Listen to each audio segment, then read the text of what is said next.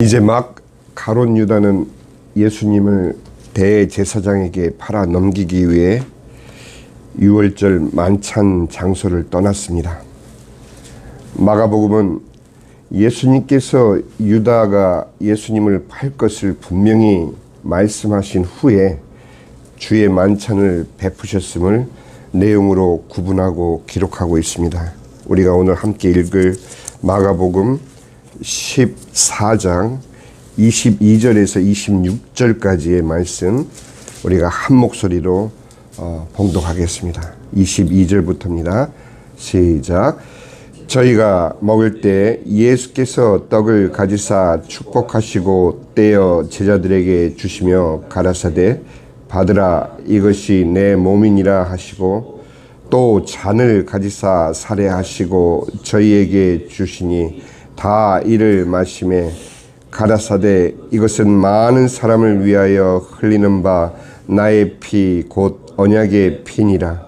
진실로 너희에게 이르노니 내가 포도나무에서 난 것을 하나님 나라에서 새 것으로 마시는 날까지 다시 마시지 아니하리라 하시니라. 아멘. 마가복음 14장 20절에 그들에게 이르시되 열둘 중에 하나 곧 나와 함께 그릇에 손을 넣는 자니라. 인자는 자기에 대하여 기록된 대로 가거니와 인자를 파는 그 사람에게는 화가 있으리로다. 그 사람은 차라리 나지 아니하였더라면 자기에게 좋을 뻔하였느니라 하시니라. 그들이 먹을 때 예수께서 떡을 가지사 축복하시고 떼어 제자들에게 주시며 이르시되 받으라 이것은 내 몸이니라 하시고 이렇게 이어집니다. 그때의 상황을 누구보다도 예수님의 곁에 앉아 지켜왔던 사도 요한은 그때의 상황을 보다 자세하게 요한복음 13장에서 말해주고 있습니다. 요한의 기록에 의하면 예수님께서 그를 내보내셨음을 알 수 있습니다. 26절부터입니다. 예수께서 대답하시되 내가 한 조각을 찍어다가 주는 자가 그니라 하시고 곧 한 조각을 찍으셔다가 가롯 시몬의 아들 유다에게 주시니 조각을 받은 후 곧 사단이 그 속에 들어간지라. 이에 예수께서 유다에게 이르시되 내 하는 일을 속히 하라 하시니 이 말씀을 무슨 뜻으로 하셨는지 그 앉은 자 중에 아는 이가 없고 어떤 이들은 유다가 돈괴를 맡았으므로 명절에 우리의 쓸 물건을 사라 하시는지 혹 가난한 자들에게 무엇을 주라 하시는 줄로 생각하더라. 유다가 그 조각을 받고 곧 나가니 밤이러라. 사도 요한은 가룟 유다가 사단에 의해 이끌려 나간 그때가 밤이었다고 강조합니다. 제자에 의해 배신당하신 후 그때에 비로소 예수님께서 영광을 얻으셨다고 증언합니다. 31절에 저가 나간 후에 예수께서 가라사대 지금 인자가 영광을 얻었고 하나님도 인자를 인하여 영광을 얻으셨도다. 누가는 가룟 유다의 배신을 누가복음 22장 초반부에 자세히 기록하였지만 주의 만찬에 그가 참여한 듯이 기록하였습니다. 그러나 가장 먼저 기록된 마가복음과 마태복음과 또 가장 늦게 기록된 요한복음을 연합하여 연결하면 가룟 유다를 내보내신 후에 비로소 온전한 주님의 제자들을 위해 예수님은 주의 만찬을 베푸신 것으로 우리는 생각할 수 있습니다. 예수께서 떡을 가지사 축복하시고 떼어 제자들에게 주시며 받으라 이르시되 받으라 이것은 내 몸이니라 하시고 23절에 또 잔을 가지사 감사하기도 하시고 그들에게 주시니 다 이를 마시매 이르시되 이것은 많은 사람을 위하여 흘리는 나의 피 곧 언약의 피니라. 그리고 다짐하십니다. 진실로 너에게 이르노니 내가 포도나무에서 난 것을 하나님 나라에서 새 것으로 마시는 날까지 다시 마시지 아니하리라 하시니라. 새 것으로 마시는 날, 바로 우리를 하나님의 나라에서 다시 만날 때까지 주님은 기다리시겠다고 다짐하신 것입니다. 29절에 보니 마태복음 26장 29절에 그러나 너에게 이르노니 내가 포도나무에서 난 것을 이제부터 내 아버지의 나라에서 새 것으로 너희와 함께 마시는 날까지 마시지 아니하리라 하시니라. 주님은 그렇게 다짐을 하십니다. 우리를 위해 살과 피를 내어주신 주님의 대속의 은혜는 하나님의 나라에서의 영원한 재회를 위해 반드시 이루셔야 했던 하나님 아버지의 뜻이었습니다. 이사야서 53장 10절에 여호와께서 그에게 상함을 받게 하시기를 원하사 질고를 당하게 하셨은즉 그의 영혼을 속건 제물로 드리기에 이르면 그가 씨를 보게 되며 그의 날은 길 것이요 또 그의 손으로 여호와께서 기뻐하시는 뜻을 성취하리로다. 그런 아버지 하나님의 뜻을 아시면서도 온 인간의 질고를 짊어지시기 위해 하나님의 아들이신 예수님 또한 완전한 사람으로 겟세마네 동산에서 고뇌하시며 기도하셨습니다. 14장 35절에 보니 조금 나아가사 땅에 엎드려 될 수 있는 대로 이때에 자기에게서 지나가기를 구하여 이르시되 아빠 아버지여 아버지께는 모든 것이 가능하오니 이 잔을 내게서 옮기시옵소서. 그러나 나의 원대로 마시옵고 아버지의 원대로 하옵소서 하시고 그렇게 기도를 마치신 후 주님의 한 걸음 한 걸음 한마디 한마디는 이미 이사야서에서 예언된 하나님의 말씀을 차근차근 이루어 나가고 계십니다. 이사야서 53장 3절에 그는 멸시를 받아 사람들에게 버림받았으며 강고를 많이 겪었으며 질고를 아는 자라 마치 사람들이 그에게서 얼굴을 가리는 것 같이 멸시를 당하였고 우리도 그를 귀히 여기지 아니하였도다. 그는 실로 우리의 질고를 지고 우리의 슬픔을 당하였거늘 우리는 생각하기를 그는 징벌을 받아 하나님께 맞으며 고난을 당한다 하였노라. 그가 찔림은 우리의 허물 때문이요 그가 상함은 우리의 죄악 때문이라. 그가 징계를 받음으로 우리는 평화를 누리고 그가 책지게에 맞음으로 우리는 나음을 받았도다. 모진 고통과 멸시를 받으신 주님, 그리고 말씀대로 저마다 흩어진 양들처럼 주님의 곁을 떠나는 제자들, 우리는 다 양 같아서 그릇 행하여 각기 제 길로 갔거늘 여호와께서는 우리 모두의 죄악을 그에게 담당시키셨도다. 이처럼 이사야가 예언한 그 말씀 하나하나를 주님께서는 바로 이날로부터 성취해 나가고 계십니다. 그러나 주님은 끝까지 그런 우리의 모든 죄를 침묵으로 감당하십니다. 그가 곤욕을 당하여 괴로울 때에도 그의 입을 열지 아니하였으며 마치 도수장으로 끌려가는 어린 양과 털 깎는 자 앞에서 잠잠한 양같이 그의 입을 열지 아니하였도다. 세상은 이러하신 주님의 십자가의 사랑을 입고 구원받은 우리를 크리스찬이라고 부릅니다. 그리고 우리는 예수님을 나의 구주, 나의 하나님으로 고백합니다. 그러나 하나님은 하나님의 말씀을 통해 우리의 믿음이 단지 고백으로만 멈춰 있어서는 안 됨을 말씀하십니다. 증인이 되라고 말씀하십니다. 종교 현상의 체험자가 아닌 예수님의 십자가의 증인의 대열에 참여하라고 하십니다.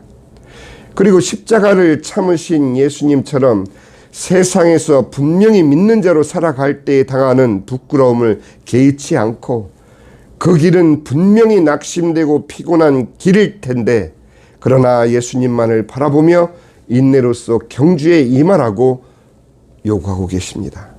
히브리서 12장 1절에 보니 이러므로 우리에게 구름같이 둘러싼 허다한 증인들이 있으니 모든 무거운 것과 얽매이기 쉬운 죄를 벗어버리고 인내로써 우리 앞에 당한 경주를 하며 믿음의 주여 또 온전하게 하시는 이인 예수를 바라보자. 그는 그 앞에 있는 기쁨을 위하여 십자가를 참으사 부끄러움을 개의치 아니하시더니 하나님 보좌 우편에 앉으셨느니라. 너희가 피곤하여 낙심하지 않기 위하여 죄인들이 이같이 자기에게 거역한 일을 참으신 일을 생각하라. 베드로의 예수님의 부인 내용이 나오지만 어디 베드로뿐이겠습니까? 예수님을 배반한 가룟 유다, 어디 가룟 유다겠습니까? 그렇게 이제는 지난날 우리는 가룟 유다보다 못한 나 스스로의 배신에 무거운 자책과 얽매이기 쉬운 자기 변명과 욕망과 교만의 합리화와 자기 비하의 나태의 죄를 벗어버리기 위해 자기를 거역한 모든 일을 참으신 예수님처럼 십자가 지시기 전에 아버지께 간구하셨던 예수님의 대제사장의 기도를 따라 오늘 우리는 기도하기를 바랍니다.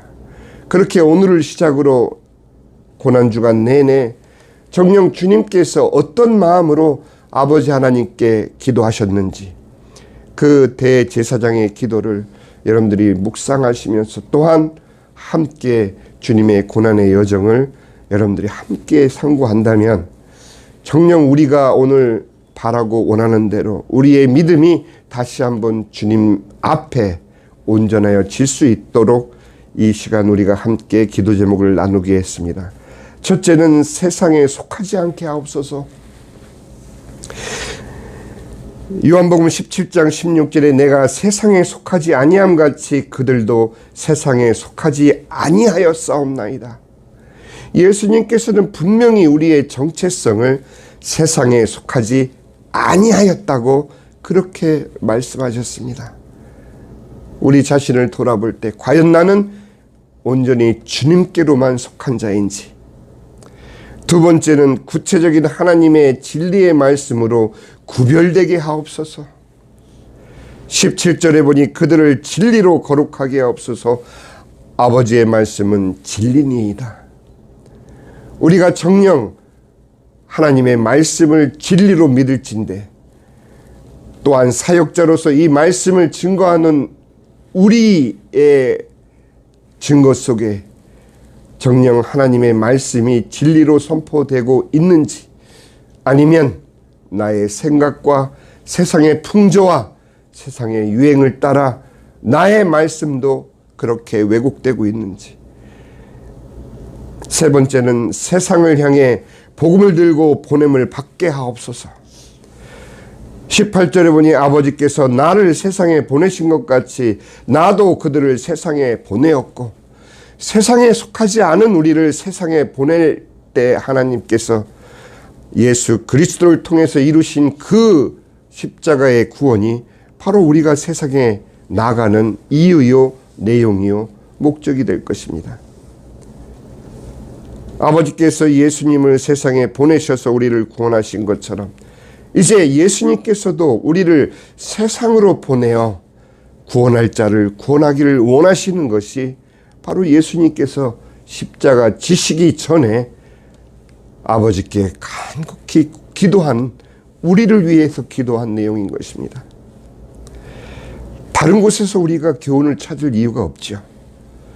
주님의 고난주간을 맞아서 단지 주님께서 육신적으로 당하신 그 고통에 우리가 그 아픔을 되새기며 눈물 흘릴 이유는 없습니다. 그보다 더더욱 예수님께서 아버지 하나님께 우리를 위해서 간곡히 기도하신 이 내용이 바로 우리 삶에 이루어지기를 바라며 우리가 이 아침에 기도하고 또 이 고난주간 동안에 우리가 기도할 수 있다면 성령께서는 분명 우리에게 참된 믿음을 회복해 하시며 또 우리가 붙잡은 바 그 복음을 다시 한번 새롭게 해주실 것을 저는 분명히 믿습니다. 네 번째는 우리를 통해 구원 얻을 자들과 또 이미 얻은 자들을 위해 기도하게 하옵소서. 19절에 또 그들을 위하여 내가 나를 거룩하게 하오니 이는 그들도 진리로 거룩함을 얻게 하려 함이니이다. 내가 비옵는 것은 이 사람들만을 위함이 아니요 또 그들의 말로 말미암아 나를 믿는 사람들도 위함이니. 우리가 침묵하면 주님께서는 돌들을 들어서라도 그들에게 하나님의 말씀을 외치게 하신다고 그렇게 우리를 경고하셨습니다. 우리가 침묵하면 그들은 구원받을 자는 그 구원의 소식을 누구에게서 듣겠습니까? 또 마지막 이제 믿는 자들로 주 안에서 하나 되게 하옵소서. 21절에 아버지여 아버지께서 내 안에 내가 아버지 안에 있는 것 같이 그들도 다 하나가 되어 우리 안에 있게 하사 세상으로 아버지께서 나를 보내신 것을 믿게 하옵소서. 내게 주신 영광을 내가 그들에게 주었사오니 이는 우리가 하나 된 것 같이 그들도 하나가 되게 하려 함이니이다. 주 안에서 하나 된다는 것이 성령 안에서, 한 성령 안에서 우리가 하나로 구원을 받은 하나님의 자녀들로서 당연히 이루어져야 되는, 당연히 우리 삶 가운데 체험되어야 되는 그러한 증거임에도 우리의 믿음은 각각 나뉘어 있고 우리의 믿음은 각각 내 생각대로 구별되어 있고 우리의 믿음은 내 욕심과 목표를 달리하면서 어디로 향하고 있는지 오늘날 우리 기독교의 하나됨을 우리는 정녕 어디에서 찾아볼 수 있겠습니까? 나와 함께한 내 바로 곁에 있는 주의 백성과 하나 되기를 원하시는 것을 우리는 알 수 있습니다. 부모와 자식이 하나 되고 또 교인과 교인이 하나 되고 교회와 교회가 하나 되고 정말 사역자와 사역자들이 복음 안에서 같은 공통 분모를 가진 하나님의 일꾼들로서 때를 따라 양식을 나눠줄 수 있는 그러한 소명으로 하나 되는, 그래서 받은 바 각기 다른 달란트로 다르게 쓰임받는 그것이 연합이 되어서 우리가 하나 될 수 있는 그 믿음의 하모니를 세상은 보기를 원하고 있는 것입니다. 세상에 속하지 않은 우리의 모습을 그들은 보기를 원하지만 우리는 여전히 세상에 속한 사람들과 똑같은 모습으로 인생을 살아가고 있다면은 그들은 우리를 향해서 손가락질 할 수밖에 없는 것이 우리의 현실인 것입니다. 구체적인 하나님의 진리의 말씀으로 구별되는 그 길만이 세상과 우리가 분명히 구별되는 길일 것입니다. 세상을 향해 복음을 들고 나가서 나를 구원하신 이가 예수니 이 예수를 믿으라 전하는 그 복음 전파가 바로 우리를 세상에서 구별되게 해 주실 것입니다. 또 우리를 설사 핍박하는 자가 있다 할지라도, 설사 우리가 복음 전파하면서 거절당한다 할지라도 우리는 오히려 그들을 위해서 기도하며 정말 내가 비옵는 것은 이 사람들만을 위함이 아니요 또 그들의 말로 말미암아 나를 믿는 사람들도 위함이니라고 주님께서는 이미 우리에게 믿음의 청사진, 믿음의 어젠다를 말씀해 주셨습니다. 우리의 기도의 반경이 어디까지 넓어져야 되는지 우리는 생각해 보아야 될 것입니다. 그 모든 것이 우리 개인의 신앙에서 회복이 될 때 우리는 비로소 믿는 자 안에서 성령으로 임하시고 성삼위 하나님이 함께 하시는 임마누엘의 그 축복이 바로 우리가 하나됨에서 확인받을 수 있을 겁니다.